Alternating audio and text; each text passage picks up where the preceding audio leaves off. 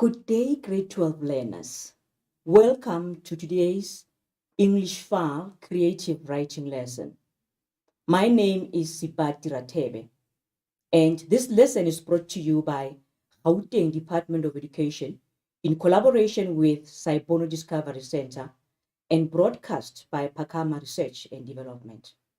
Kindly note that we do have a WhatsApp interactive number, and the number thereof is 064 748 8913.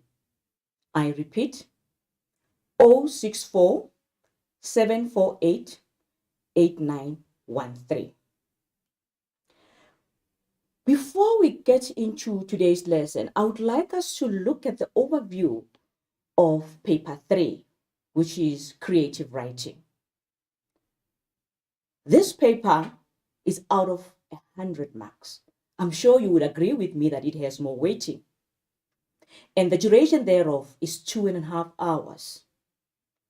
Let's have a look at what instructions to follow when you answer this paper. The question paper consists of 3 sections. We do have section A, which is an essay out of 50. Section B, which is a longer transactional text and is out of 30. Section C, which is a shorter transactional text and that is out of 20. You are expected to answer only one question from each section. Write in the language in which you are being assessed and start each section on a new page. You must plan your work. You've got to edit your work and proofread your work. The plan must appear before each task. All planning must be clearly indicated as such. It is advisable to draw a line through all planning. You are strongly advised to spend approximately 80 minutes on section A, 40 minutes on section B, and 30 minutes on section C. Number the answers correctly according to the numbering system used in the paper. You've got to give each response a suitable title or heading. However, do not consider the title or the heading when doing a word count. Write neatly and legibly. So let's have a look at today's lesson, the structure of today's lesson. In today's lesson, we will focus on longer transactional text, how to approach answering the longer transactional text. This forms our section B, and this section is made up of the following categories. We've got category A, category B, as well as category C. Let's have a look at category A. This category is formed by a friendly letter, a formal letter. It could be a letter of request, an application letter, a business letter, a complaint, a sympathy, congratulation, or thanks. It is also made up of a curriculum vitae and a covering letter. In most cases, this is being asked as a combination. We also have a formal or informal letter to the press. And lastly, we have an email. Let's have a look at category B. This is made up of a review, newspaper articles, magazine article, agenda, and minutes of meeting. They are also asked as a combination. A formal or informal reports. And lastly, an obituary. Let's have a look at category C. This is made up of a dialogue, written interview, written formal or informal speech. Right, let's have a look at the exam instructions in this section. You are expected to choose only one longer transactional text from the ones given, and the body thereof should be between 120 and 150 words in length. Write down the number and the heading of the text you have chosen. For example, 2.1, friendly letter. Your longer transactional text will be assessed according to a 30 marks rubric.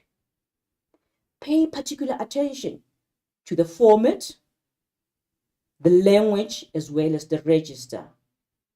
Remember to plan, edit, and proofread your text, clearly indicating planning and cross it out before submitting. Let's have a look at category A, and we will start off with letters.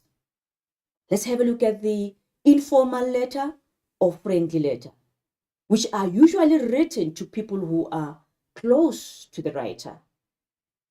For example, it could be your parents, it could be your close relatives, it could also be your friends.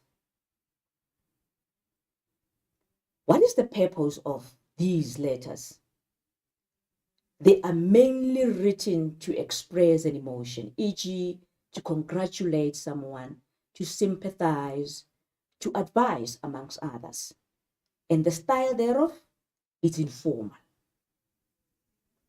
But you've got to avoid the following. Please avoid slang as well as colloquial language. Avoid contractions. Avoid abbreviations and acronyms. Innovations such as SMS language should be avoided. Foul language also needs to be avoided. Let's have a look at the format of a friendly letter. We will start first with the address. The friendly letter has only one address, which is the sender's address. There should be no punctuation at the end of the lines. No abbreviations in the address except for P.O. Box if a postal address is being used. Use either a residential address or a post office address, but not both of them. The area postal code must be included. Date must be immediately added after the address and be written in full. The salutation will be formal with use of the first or familiar name, e.g., Dear Piano. What about the ending or the closing? This is also informal, such as your best friend, Anna, yours sincerely, Jane, your favorite niece. Let's have a look at those examples of the addresses that we may use. We've got a P.O. Box address as well as a residential address. Please note that you've got to use one of the two. We cannot use both. Like, for example, you cannot talk of 1880 Mandela Street, P.O. Box 897, Pretoria 0102, 12 April 2022. That would be a wrong address. Let's have a look at the informal letter and the salutation in particular, the greetings in particular. This follows after a skipped line on the left-hand side. The most common form of greeting in a friendly letter is Dear Lekgeto or Dear Mom. Do not punctuate with a colon between dear and name of the recipient. No comma or full stop after the greetings. Look at that. That is an example of the address and our greetings. The address there is 1234 Storm Street, Johannesburg, 1502, 23 August 2020. A line has been skipped, and then we've got the greetings, Dear Mom.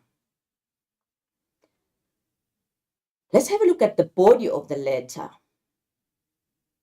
You also have to leave a line open before starting with the body of the letter. The body of the letter usually consists of 3 paragraphs.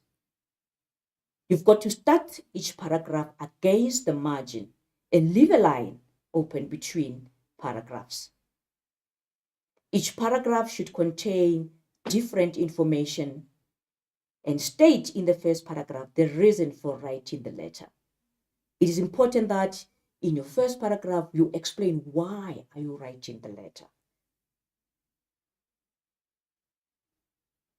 Let's continue with the body of this letter. The other 2 paragraphs, what do? They expand on the reason for the letter. Then we've got the last paragraph, which is called the concluding paragraph, which is usually short and it rounds off the letter. Avoid ending your letter with "give my regards to all at home" or "best wishes for your family," but rather include regards in the body of the letter. The ending, you have to leave a line open after the last paragraph. Start the ending next to the left-hand side margin. The ending may take several forms depending on the relationship with the recipient. Yours should start with capital letter, but sincerely should have small letter and no other punctuation should be used. Let's have a look at that again. One surname is unnecessary. If you write to a family member or a close friend, they definitely know your surname, so you don't have to put your surname there. Example, yours sincerely, Tebe. Right. Let's have a look at a checklist of an informal letter. A checklist will guide you in making a point that all the necessary information that is needed in the letter is there. This is the standard checklist that you see there. However, your teacher can add anything that he finds fit to add on the checklist, depending on what he would love to check with you. But let's have a look at this standard checklist. We have an activity there. We have the yes column. We also have the no column, as well as the comment column. Let's have a look at the first activity, which is on the structure. After you have written your letter, you will use this checklist just to see if you have answered the questions appropriately. The first one there is the sender's address. You check if you have written the sender's address. If the sender's address is there, then it's a tick for yes. If it is not there, then it's a tick for no. If for whatever reason the sender's address is there, but it is not correct, then you would have a tick for yes. However, on the comment section, you would write, for example, the date not being included. Or if, for argument's sake, you have punctuated your address, that would be part of the comment. The same procedure would be followed with your salutation and your ending. You also go to the next activity, which is the content. You read the content. In your first paragraph, have you clearly outlined the purpose of the letter? If not, it would be a no. If yes, it would be a tick in your yes column. However, if there is some information that you should have included in your introduction, that would form part of your comment. The same would go with the introduction, the body, and the conclusion. So familiarize yourself with the checklist. It would definitely help you in writing a good letter, having captured all that you need to capture.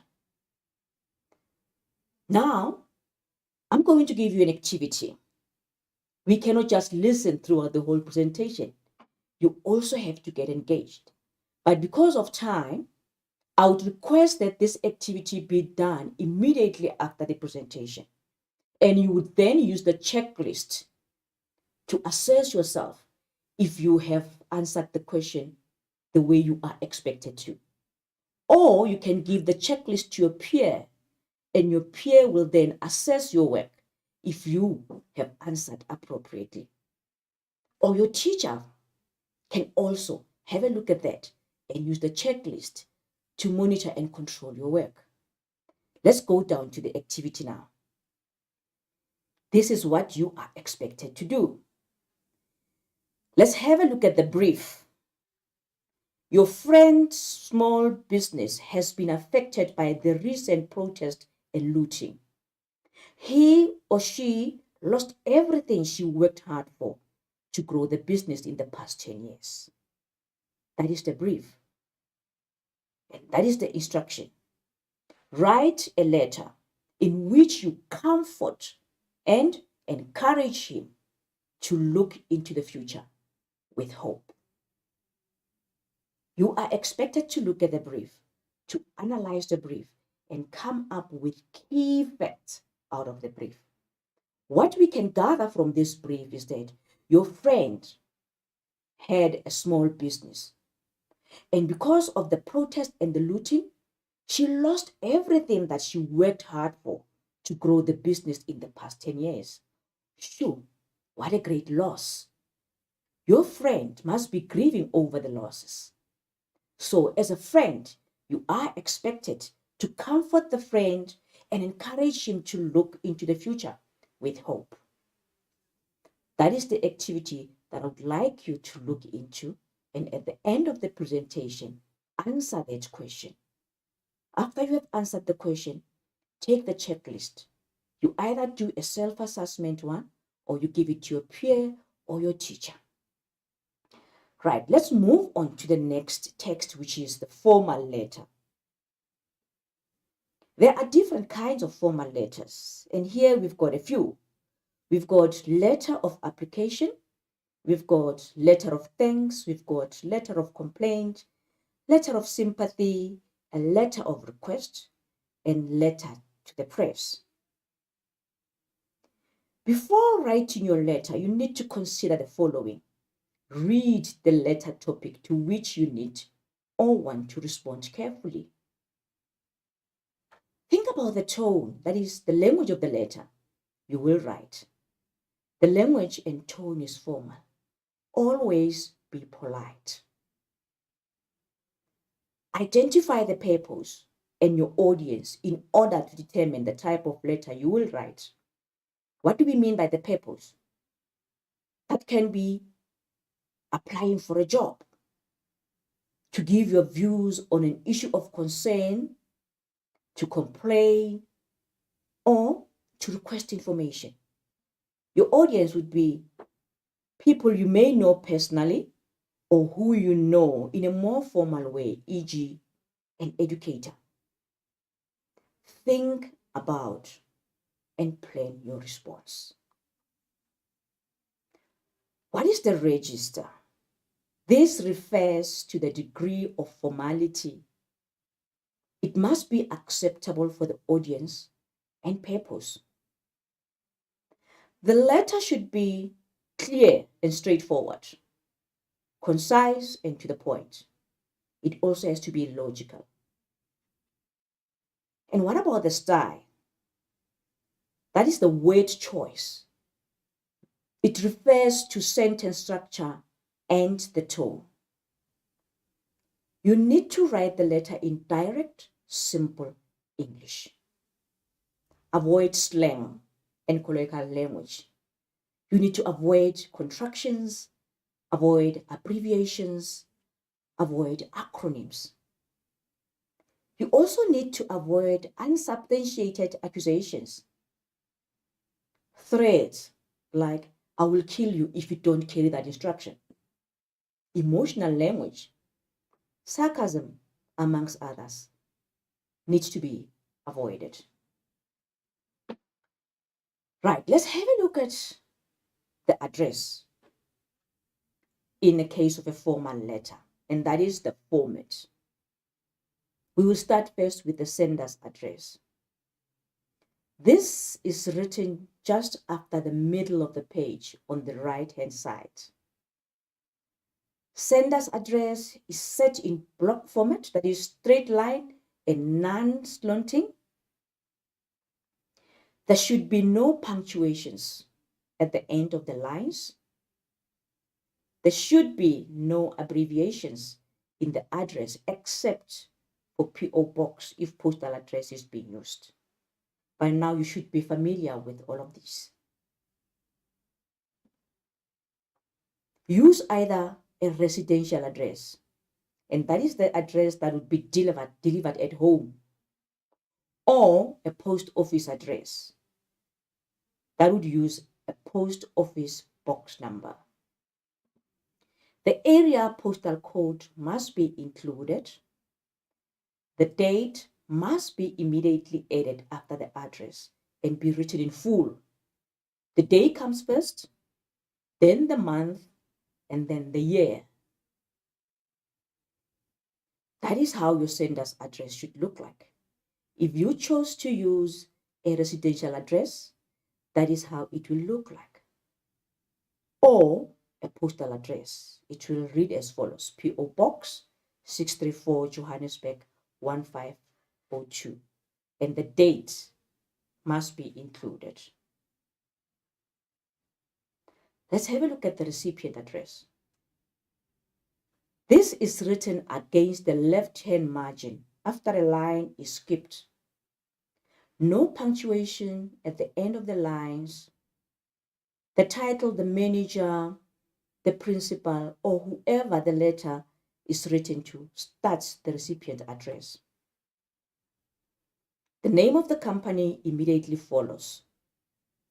There shouldn't be any abbreviation in the address. You must either use a residential or a postal office address, not both. The area postal code must be included. No date to be included in the recipient's address. There we go now. That is how both addresses should look like. The sender's address as well as the recipient address.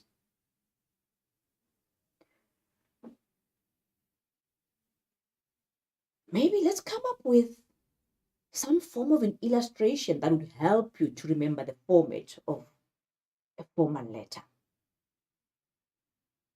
To remember the format of the formal letter, let's think about a traffic officer directing traffic. I hope most of you have seen traffic officers directing traffic.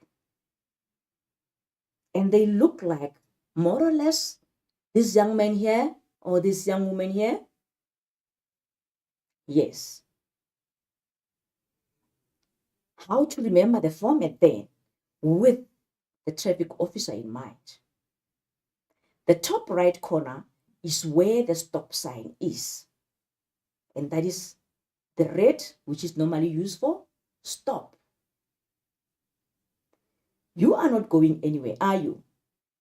And neither is the date going to change. Therefore, this is where you have to put these details. Red for stop. There comes the traffic officer again. On the other hand, we've got green. That is where the letter goes. That is where you write these details. That is the recipient. So green for go. Let's have a look at the salutation. That is the greetings. Salutation follows on the left-hand side after a line has been skipped as well. Use a formal greeting.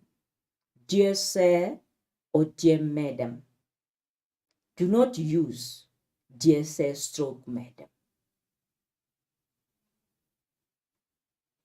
Let's have a look at the subject heading. You also need to skip a line before you write a subject heading. Subject heading is a one-liner that summarizes the content of the letter. underline the subject heading. Example, complaint, service delivery. Not unless your subject heading is written in capital letters. Then you need not underline it. Let's have a look at the body of the letter then. This is made up of paragraphs. We do have paragraph 1. And in paragraph 1, there is the reason for the letter.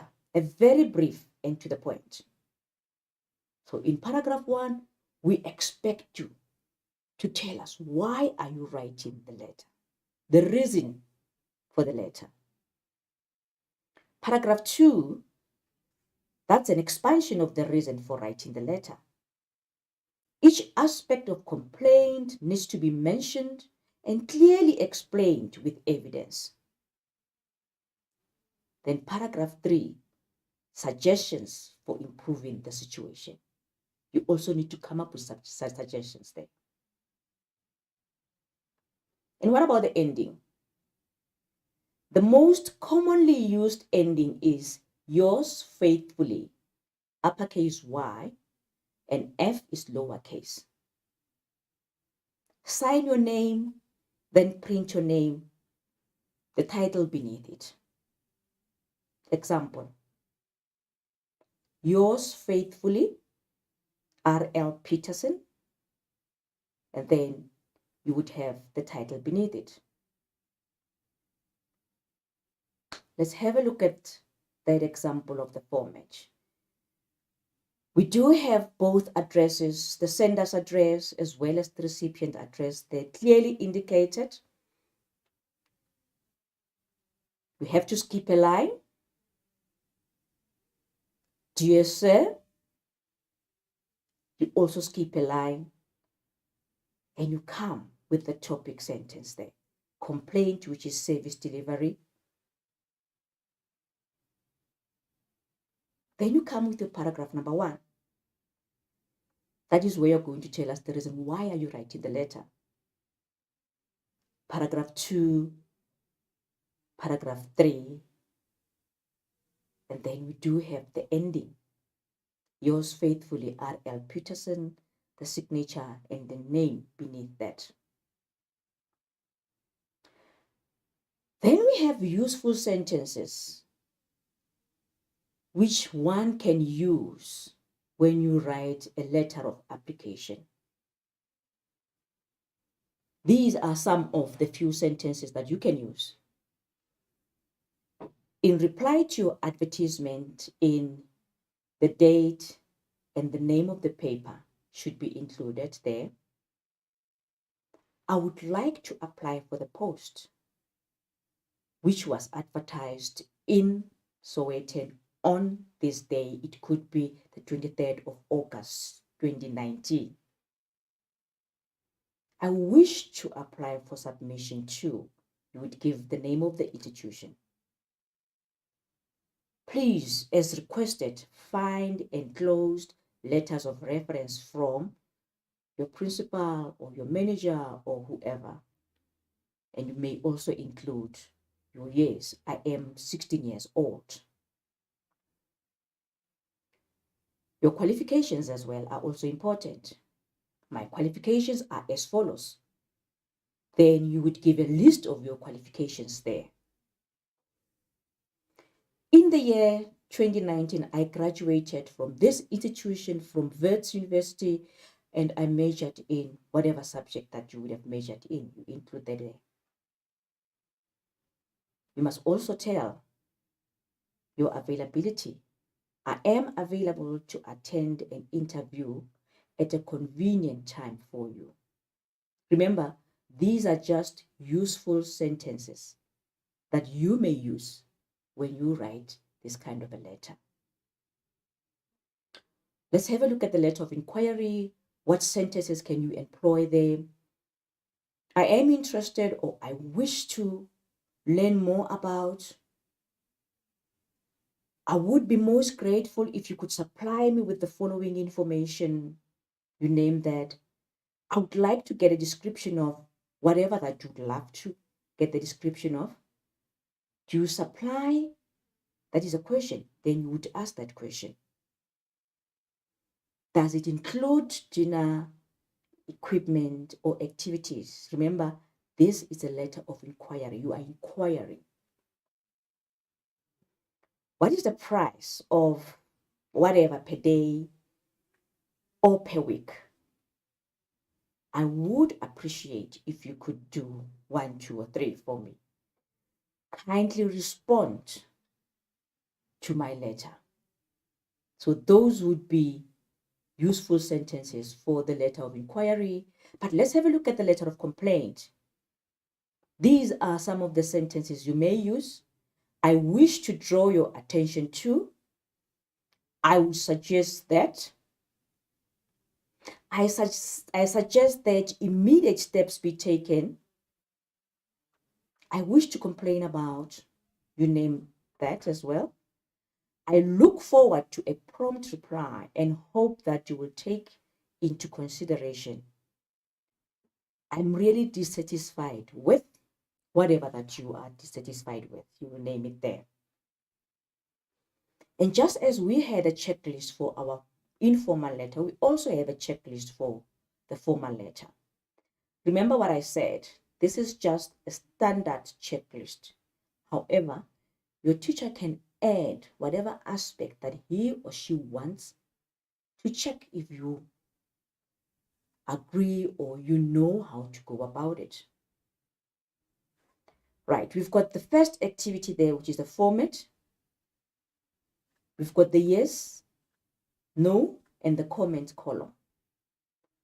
The sender's address, if the address is there, you will then indicate with a tick under the yes column, or if it's not there, you would indicate with a tick under the no column. And if the address is there, however, it is not appropriately written, you would write that the address is there, however, the date is not being included, the address is being punctuated, or any other findings you may find in your address. The same with the recipient address, the salutation, and the subject line or the heading. Does the letter, do you have an appropriate ending? Then you also look at the content, the purpose of the letter. Is it clearly outlined? The key aspect of the brief, are they clearly stated? Remember, each aspect must be fully explained with evidence provided. You read that piece, then you would tell if that has been met. Planning, drafting, produced a crafted text. So this checklist would be used, like I said earlier, by yourself or your peer or your teacher, just to check if you have included all the necessary aspects that you need to include in your formal letter. Right, let's have a look at the activity for the formal letter. Remember I said at the end of this presentation, you need to write these activities. You need to respond to the questions. Right, let's have a look at activity number 2, which was taken from 2021 NSC paper. It's a formal letter. It says, some members of your community would like to learn how to read. They have approached you for assistance. You have decided to make a request to a literacy organization to provide reading lessons for these community members. That is the brief. Let's look at the instruction. The instruction says, write a letter. What letter? A letter of request to the manager of the literacy organization and provide reasons why these community members should be given reading lessons. The body of your response should be between 120 and 150 words in length. So that is what you need to do. Write a letter of request to the manager of a literacy organization. In that letter, you've got to provide reasons why these community members should be given reading lessons. Be mindful of the body. It should be between 120 and 150 words in length. Now we're moving on to the next transactional text, which is an obituary. What is an obituary? An obituary is a notice of the passing of someone known by the target audience. Over and above formally announcing the death, it also includes the cause of death as well as the funeral arrangements. The obituary is written in the third person. I repeat, the obituary is written in the third person. There shouldn't be anywhere in your obituary where all of a sudden the deceased he gives an account of his or her life. That is why it is very, very important. It should be written in the third person. Right. Let's have a look at the features of an obituary.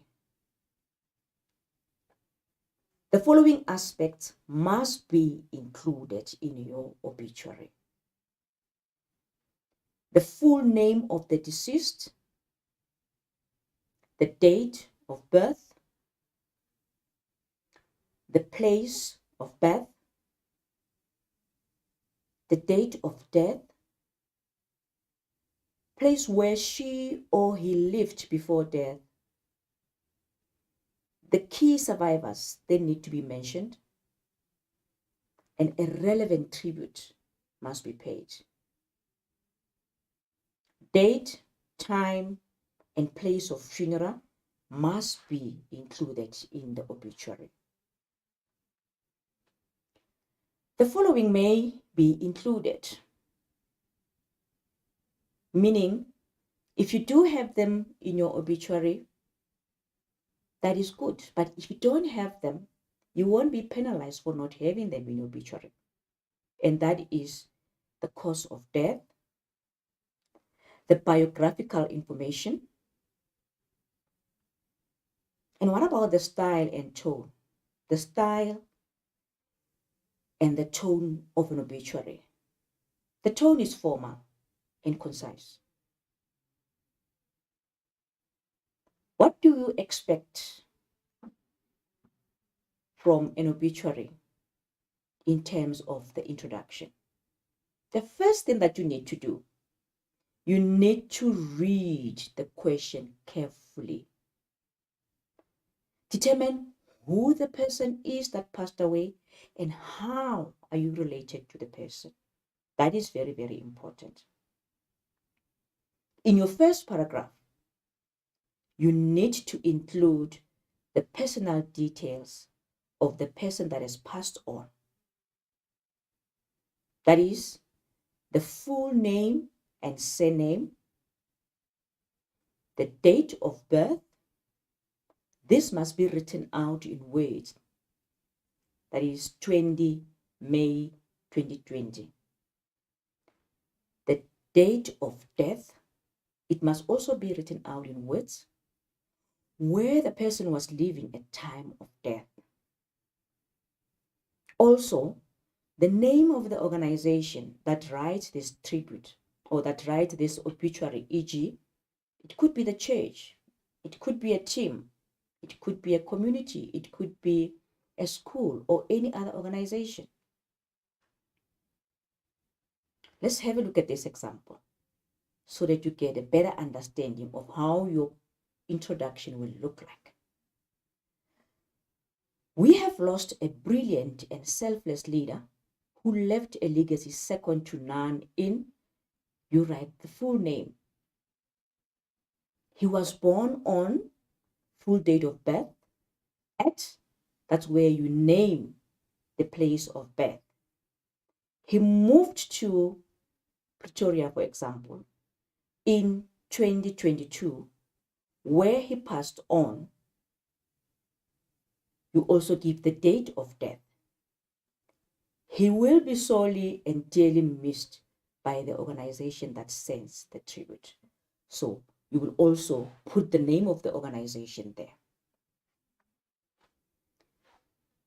Then let's have a look at paragraph 2, where you are expected to write the tribute to the person. So the brief would give guidance in the type of tribute that you would write. What is a tribute? A tribute is something that you say to show that you respect and admire someone or something. What is the focus of a tribute? You need to start off by describing how you are related to the deceased. Describe the traits of the deceased which made an impression and how this person changed the lives of the people he or she came in contact with. Refer to all the good things he or she has done and how these actions benefited others. Let's have a look at an example of the second paragraph there, which would be a tribute. Although our school, that would be the organization that sends the tribute, or although our team or soccer team shall miss a quality leader, death should not be proud. His untimely death has also set us back, as it has robbed us of a really considerate, selfless, and dedicated leader who had always put others first. He possessed mentoring skills that benefited everyone who worked closely with him. He was patient and made friends with all the people he engaged with. That is an example of a tribute. Let's have a look at the third paragraph of your obituary, how to write it then. In this paragraph, you need to refer to the people left behind by name. Not just giving numbers, you also have to give names. Include the date, the time, and place of the funeral. You also need to add last words of condolences. Let's have a look at that example for paragraph 3. He is survived by, you would mention the name of closest family member there. He will be laid to rest on. You include the date, you include the time, as well as the venue. It is our wish to express our desire that the Almighty God, through our sincere prayer, heals and consoles the family members who have experienced the sad and solemn event. May his soul rest in peace. Remember, you are expected to answer in the language that you are being assessed. Meaning, we should not say, Rubalaka Khozotlo, Lalangotol, because you are expected to respond in the language that you are being assessed. Let's have a look at the checklist of an obituary. Remember, a checklist is used to help you to write everything that you need to write. We will now take a short break. And after the break, we will have a look at the brief that you are expected to respond to in terms of an obituary. But for now, have a look at the checklist and see what aspect you need to put in your obituary. Bye for now. See you in a second.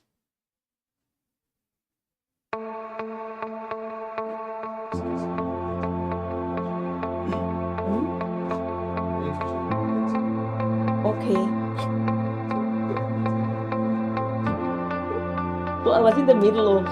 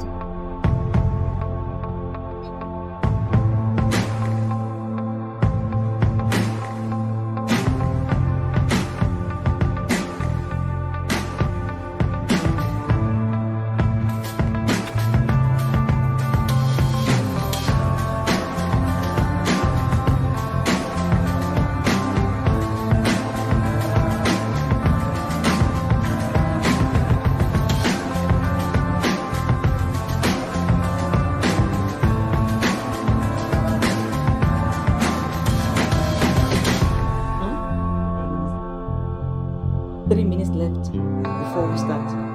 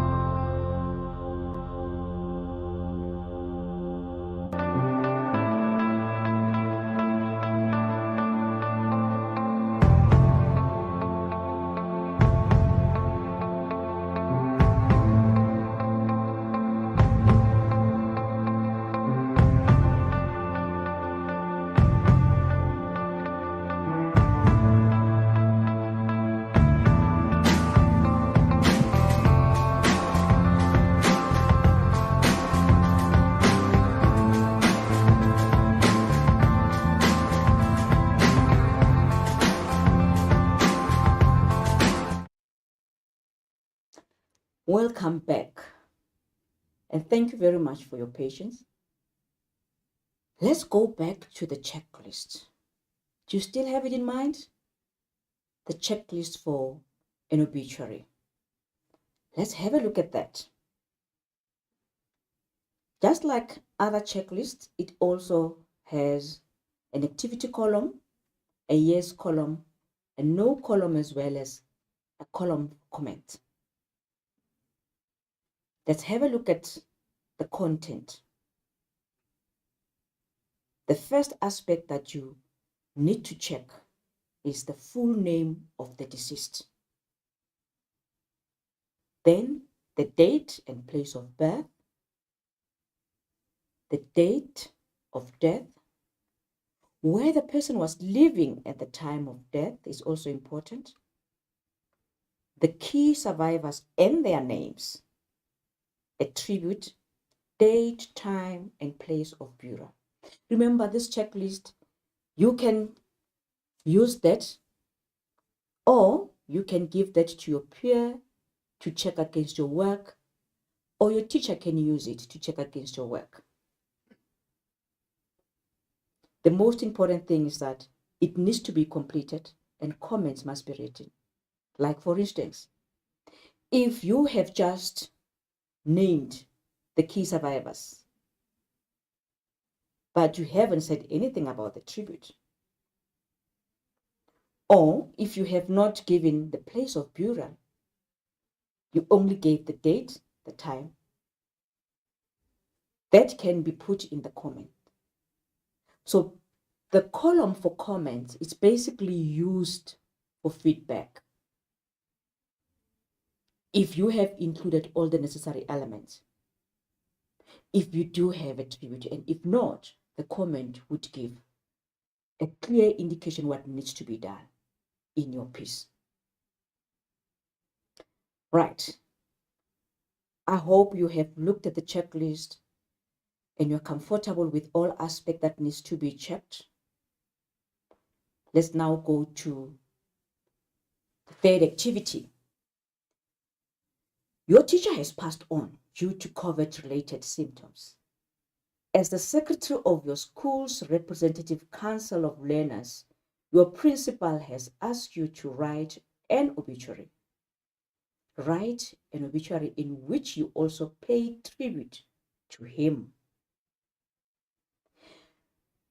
This is very important. The body of your response should be between 120 and 150 words in length. Use the checklist to make sure you have included all the information. So that's another activity that you need to embark on at the end of this presentation. Right, let's move on to the next text there, which is a dialogue or interview. What is a dialogue? A dialogue is a conversation between two or more people. It is a record of exchanges as they occur directly from the speaker's point of view. And what's an interview? An interview is similar to a dialogue. The major difference is that in an interview, the one speaker probes the other by asking questions, whereas in a dialogue, the speaker engages in a conversation. So when writing a dialogue or an interview, you need to write the names of the characters on the left side of the page. Use a colon after the name of the character who is speaking. Use a new line to indicate each speaker. Avoid using long greetings and introductions. Respond to the brief in the question. Stage direction must be given in brackets before the words are spoken. Sketch a scenario before you start writing. Let's have a look at features of a dialogue. Here we've got this dialogue. Mbali and Temba have not completed their English homework. They are standing behind a tree, thinking of bunking the class. Mbali, who is one of the characters, says, "Have you done your English homework? I have really forgotten to do mine." Temba, looking around, "Be quiet. Someone will hear you." No, I haven't done mine either. I think we should bunk the English period. This tree will be a wonderful hiding spot. Mbalik speaks there. Bunk class? My answer is no. I made my bed, so I must lie in it. I hate it when you throw idioms at me. That is why you need the English class. Come, we will face our dearest teacher together. Let's have a look at the checklist there. Please remember that this checklist is just a standard checklist. Your teacher can add any other aspect that he or she needs to test in your writing. So let's go through the checklist of this dialogue. Like the rest, it also has an activity, a yes column, a no column, as well as comments column.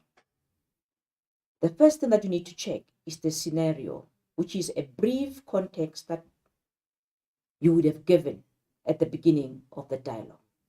Check if that is there. If it's there, it's a yes. If it's not there, it is then a no. And then you will write appropriate comments.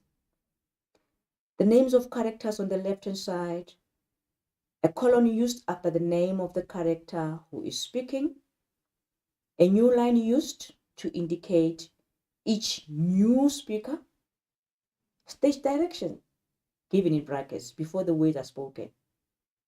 So if there isn't such, you would tick in the no column and comment that stage direction has not been employed.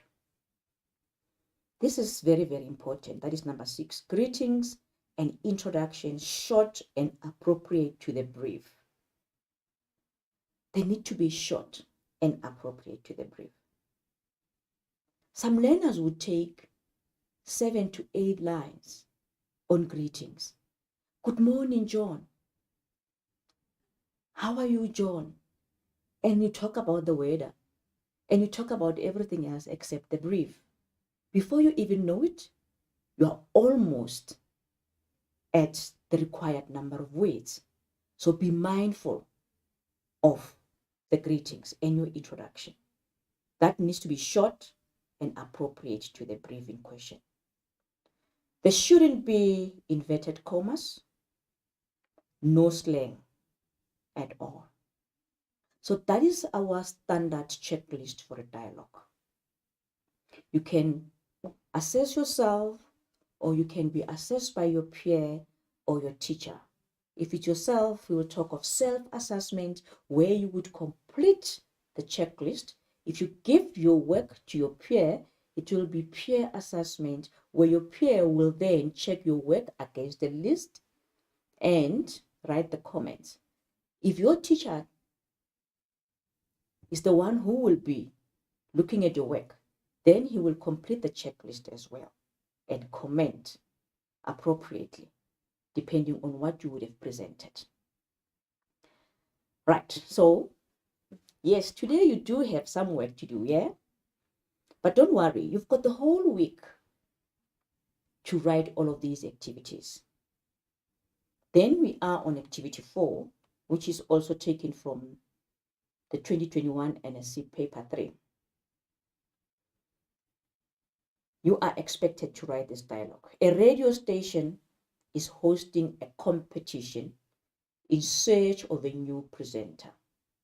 One of your friends has got good public speaking skills. You want to encourage him or her to enter this presenter search competition. Write the dialogue between you and your friend. The body of your response should be between 120 and 150 words in length. That is straightforward. You've got a radio station which is hosting a competition in search of a new presenter, and you've got a friend, and this friend has good public speaking skills. So you write the letter to encourage him to enter the presenter search competition. Right, there you go. Okay, let's move on now to the email, which is another transactional text that is expected in section B. What is an email? The word email is derived from electronic mail. In this world of technology, electronic communication is fast replacing the traditional letter writing of the past. We all used to write letters in the past, but not now. And electronic mail is posted from one device to one or more recipients with the support of the internet. What are the basic elements of an email message? Right, these are the basic elements of an email message. We've got the sender, which is from. This information is automatic. The recipient will see who have sent the email. As the sender, you need not write your email. That is automatic. And two, that is where the email is being sent, the recipient of the email. This is required. You need to write the recipient's address, e.g., label@gmail.com. Many a times, the first part of the email, it is the recipient's name, which is normally called the username. We also have CC there, one element which is called CC, which stands for carbon copy. This is optional. E.g., if you would love to inform the head of the unit about the information you are sending to the recipient, the person that, or the head of the unit, does not necessarily have to act upon the information. All that he needs to do is to be aware that the information has been sent to the recipient. We also have the BCC, which is the blind carbon copy. This is also optional. People who receive the email but are not listed as recipients. So those are the people who would receive the email, even though they are not listed as recipients. What does that mean? It means, as the recipient, you wouldn't be able to see their names. That is why it's called a blind carbon copy. You wouldn't know who else has been sent the information. Unlike the carbon copy, with the blind carbon copy, you won't be able to see the names of the recipient.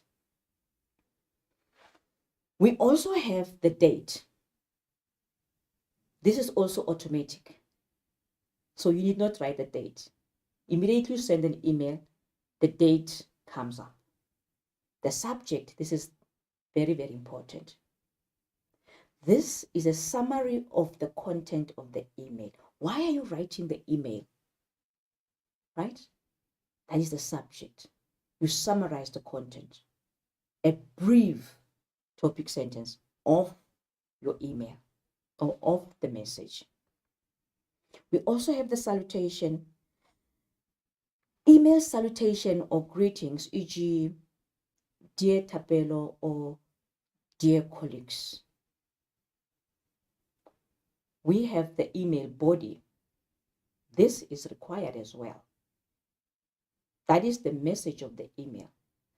That is the reason why you are writing that email. That is the purpose for the email. So that is very, very important. It needs to be captured as well. We have what we call attachment. This is optional. An email can include one or more file attachments, allowing a person to send documents or pictures. Many a times, we would have a very brief message, and that message would be supported by attachments. That is where You would have pictures, you would have file attachment, you would have some documents, you would have a CV attached as well, and many more information that you need to send to the recipient. And lastly, we do have this, that is the sender's name.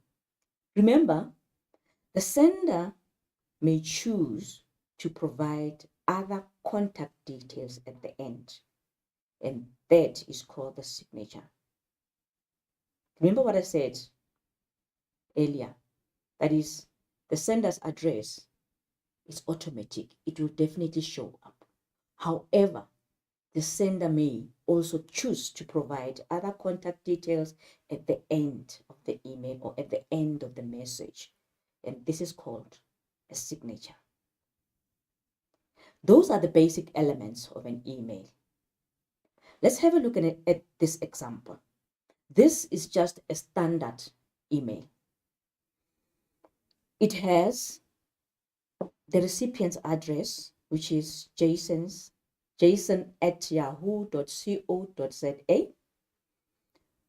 And we have this person who has also been CC, that is safo@yahoo.uk.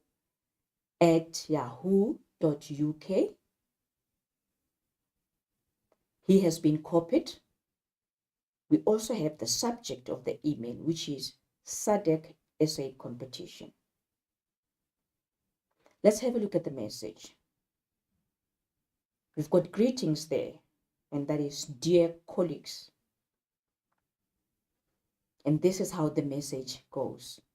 The topic for the 2022 SADC competition is how can SADC boost productive capacities in the face of the COVID-19 pandemic?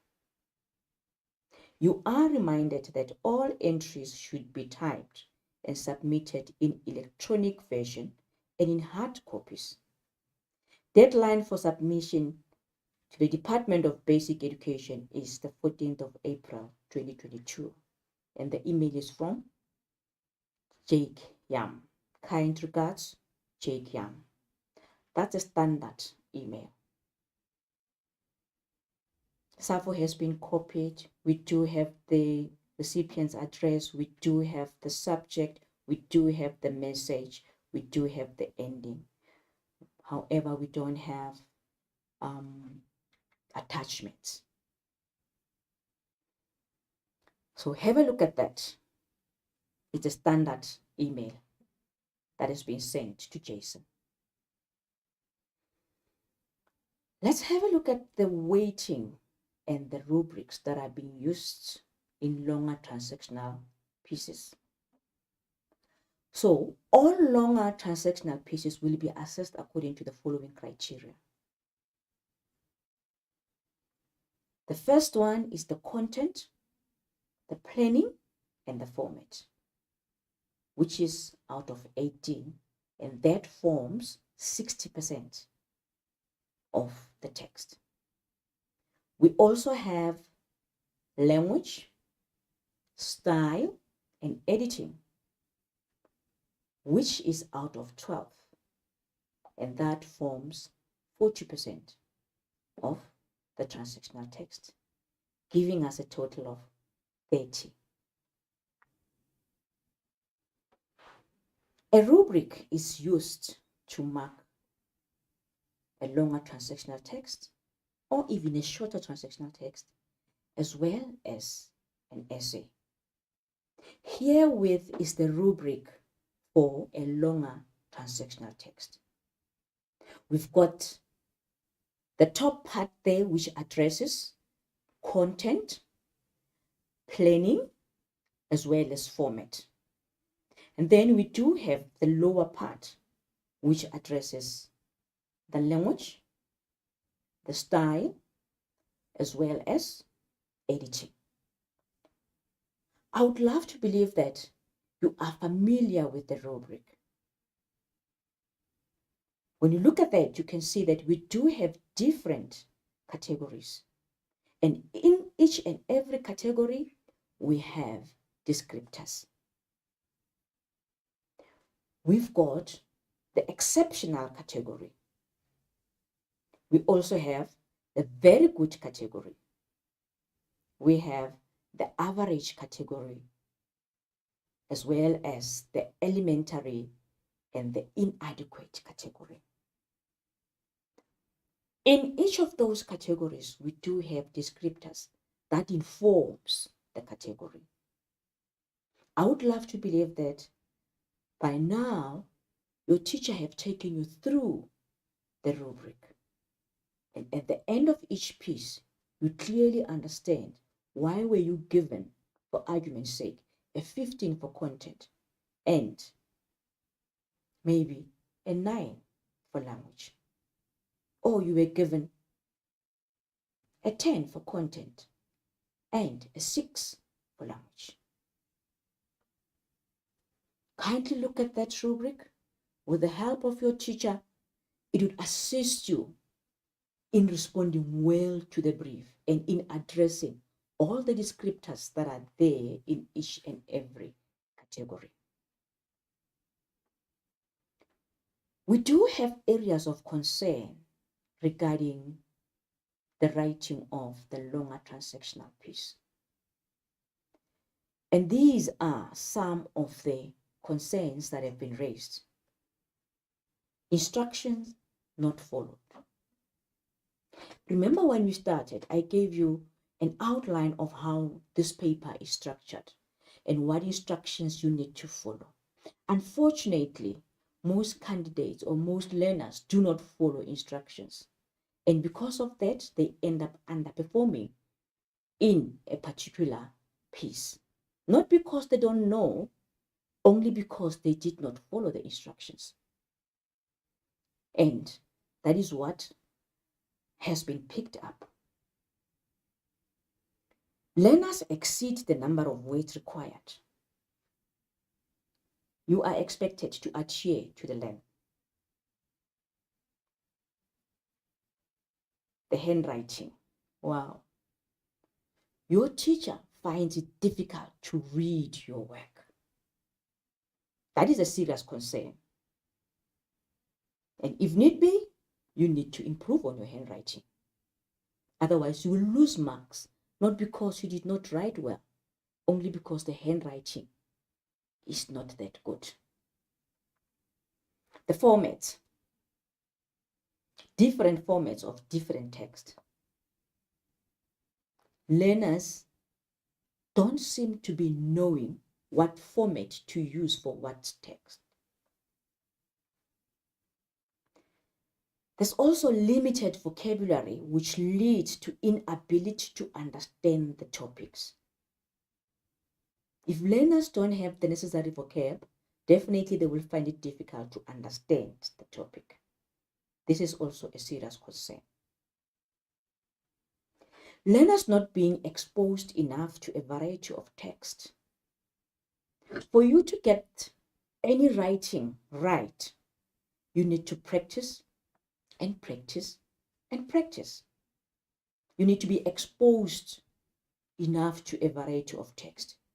That would enable you to master the text.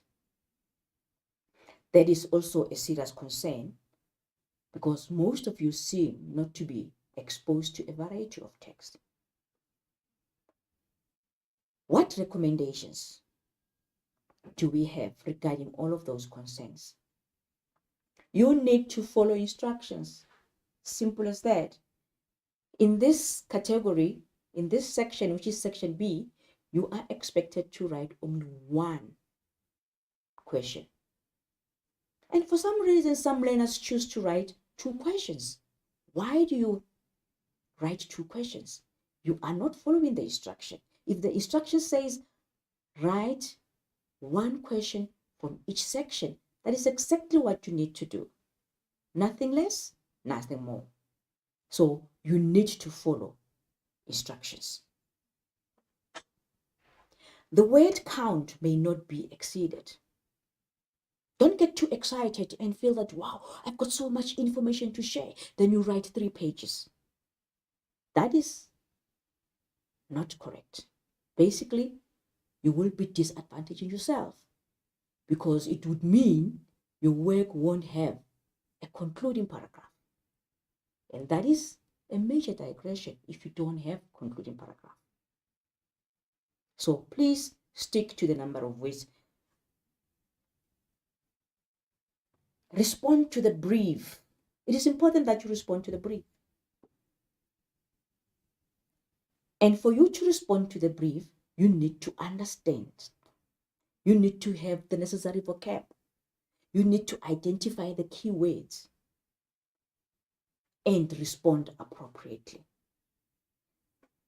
If you don't have the vocab, you cannot identify keywords, you definitely would not be able to respond to the brief.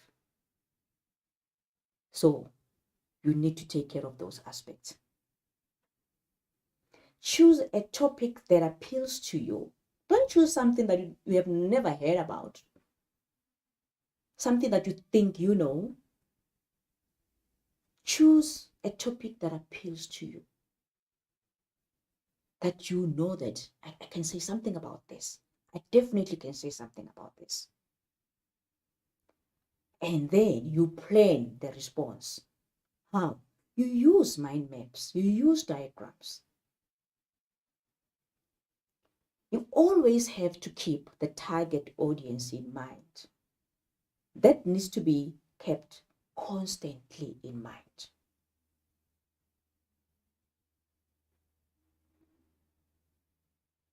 We spoke about the brief. As you read the brief, you've got to be able to analyze the text. You've got to be able to identify keywords, and you have to stick to the guidelines given. This is very, very important. Write legibly. Please, grade 12 learners, improve on your handwriting if you do have a challenge. However, I'm sure you cannot afford to fail, not because you don't know, only because of the handwriting. So if you do have such a challenge, I'm making a special appeal. Improve on your handwriting. Enable your teacher to read what you would have written. Pay attention to spelling as well as punctuation. As you proofread, as you edit your work, check that you have correct spelling, you have punctuated your work. If it's an essay or if it's a formal piece, you have not used contractions and all of that. It is important that you pay attention to that. Edit the writing piece thoroughly. What do we mean by that? Check it at least 3 times. Don't rush over it. Check it at least 3 times and then edit it accordingly. Always draw a line through all rough drafts. It is important that you draw a line over it, because if you don't, it tells a different story. The draft must be edited so that it does not look like an identical neat copy. Please edit the draft.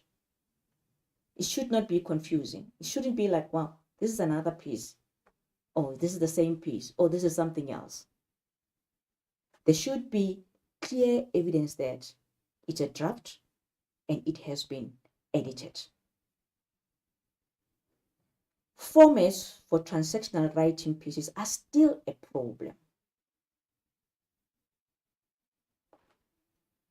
Learners are still struggling with the formats.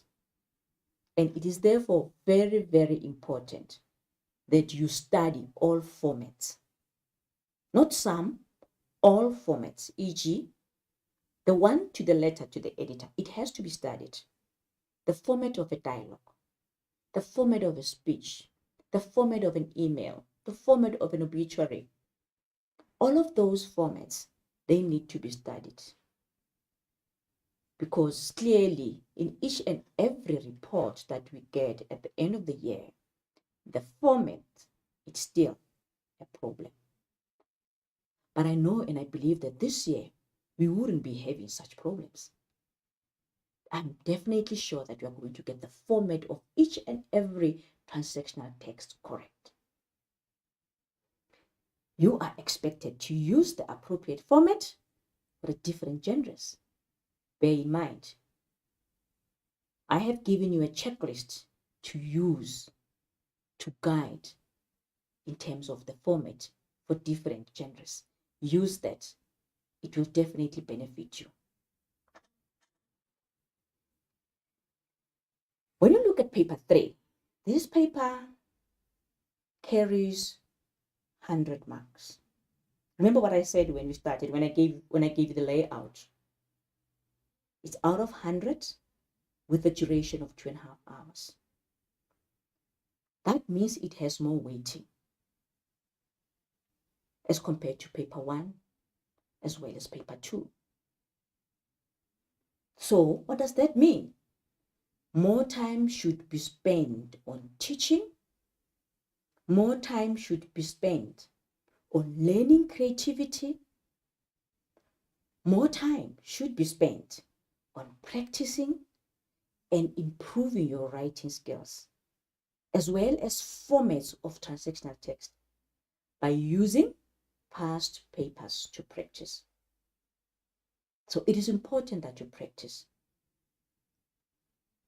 Practice makes perfect. Oh yes, I remember. I believe you all have your book 4, wherein you practice all of these papers. You practice your paper 1, you practice your paper 2, you practice your paper 3. That would enable you to perform better at the end of the year. And how do you do that practice? You use the previous question papers. But there should be evidence that you are practicing. Without evidence, I'm not convinced. So use those previous question papers to practice. That brings us to the end of this session. Grade 12 learners, I would like to wish you everything of the best in your year ahead. Thank you very much. And thank you once more for watching this lesson. Please remember to sanitize, to wear your mask, maintain social distancing, and keep safe. See you next time. All of the best and goodbye.